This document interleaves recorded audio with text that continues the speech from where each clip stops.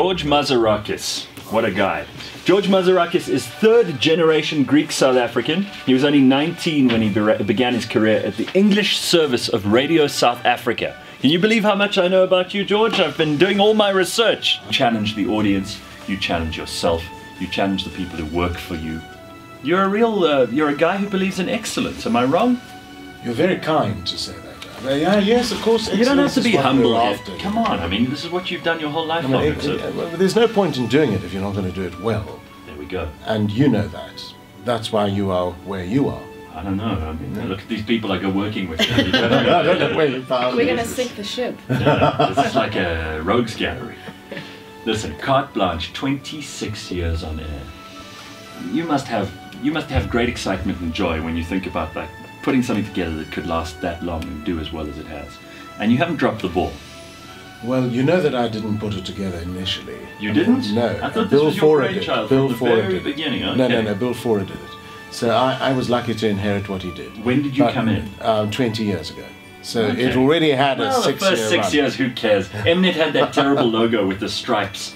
I mean, it was Mnet was barely a channel then. Well, yeah, it was a channel in its infancy, I suppose. Right.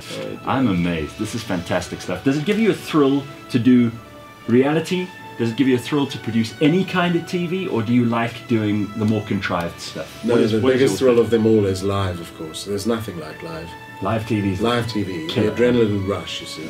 And anything can happen. Anything can happen. And it's best that you let anything happen.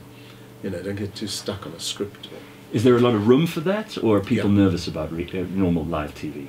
I think, no, I think we're quite capable of it. You know, and